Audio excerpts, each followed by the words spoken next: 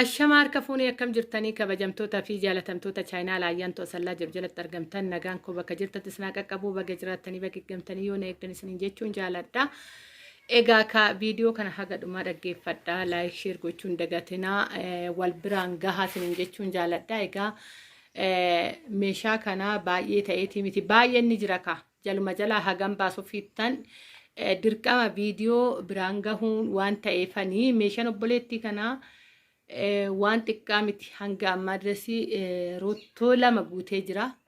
Egaa meeshaa biraallee hin qabdi meeshaa mukaallee dabalatti waan ta'eef hammuman bituunan viidiyoo irratti waraabee fi gaafa tokko immoo guutuu isaa tootaalii herreega isaa wajjin gaafa argitan isinis hin dinqisiifattu. Egaa ka dubartii jabduudha dubartii cimtuu kana jedhee ibsuu hin dandeenyedha. Egaa siniin qofti bichaan sinii biraallee ni jira. Kunis akka argitan asumaan kan sinii wan abbaa gadaa hoggaan dubbadhe egaa akkanatti bitachuun baay'ee bayeessa. Sinii qofa hoomni keessan danda'e meeshaa sukkaaratitu jira. Akkasuma kan aannaniititu jira. Akkasuma laal wanni 24 sinii 24 fi siniin isaatu baay'ee gurguddaadha. Dhugaa siniin isaa baay'ee gurguddaadha. Akkatti qabu gaasiin tarkisiis egaa kana anillee sinii guddaadhaan dhuguu jaaladha humaa kiyyaafuyyuu manuma keessatti illee sinii xixiqqishuudhaan hin fayyadamu siniin jechuufanii egaa kun immoo badee ture yeroo tokko arungaadee kana ijoolleen baay'een nu gaafadhinaan jettanii badee ture akkanuma ka meeshaan badee raawwatee haarawa fakkaatee dhufa yeroo baay'ee yoo haarawa fakkaatee dhufu immoo waa dabalu qaba.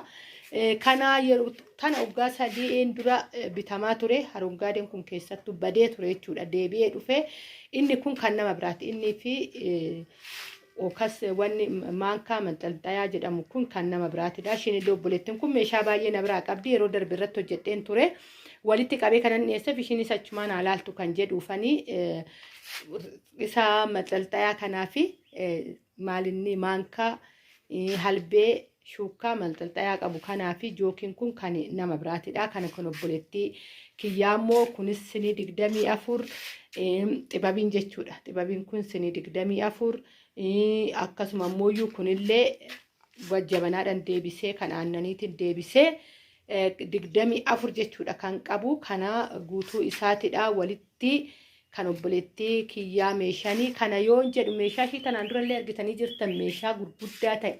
Elektirooniksiin osoo hin hafiin furuumin daabbootti tolfatan jira wanta baay'ee irratti hojjechaa ture jechuudha. Meeshaa ishii akkuma isin jedhe roottoo lama maashinoota malee jechuudha. Maashinoota malee meeshaan ishii roottoo lama jira. Kanas immoo itti naa dabalettee jala jalaa dabalachaa deemte. Egaa kaa'isa kaleessa dubbadhe san jechuudha. Jala jalaa bitachuu ni dandeessu.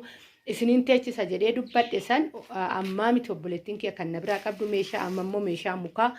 Dabalachaa jirti isa kanaan wal eegee bakka tokkotti deema gaafa bakka tokko ga'e kaammoyyuu hundi keessanuyyuu ni ilaaltu meeshaan kun baay'ee bareeddi dhugaa dubbachuuf bitachuun hin oolle dadhabuun hin oolle akkatti jabanaa fi wal qabsiistanii osoo bitattanii baay'ee gaariidha isiniin jechuufanii kana akkasumas warri jaalattan immoo kan xibabii bitachuu dandeessu warri immoo hin barbaanne kan barbaaddan bitachuu dandeessu siniiwwan kaa jiru siniin baay'ee babbareeda ta'an hanga 5,000 jiru siniiwwan isiniin jechuun jaaladhaa akka feetanitti bitachuu dandeessu akka keessi keessan isin jaalatetti ani garuu kan obboleettii kiyyaa kana argisiisu waanan barbaadeef walitti qabee egaa kana irratti hojjechuun meeshaan ishii kan kana caccaaluyyuu hin jira kan obboleettii kanaatillee asumaa walitti qabeenan argisiisa kan jedhuufan jechuudha kanan qabadhee dhufe malee gaafa gadi ba'e meeshaan ishii guutumatti egaa tootaalii herreega isaa wajjiniin guduma jettu nama guyyaa sanii rabbiin waa taasisu meeshaan nu bira jirullee hojjetamee ba'ee tooyi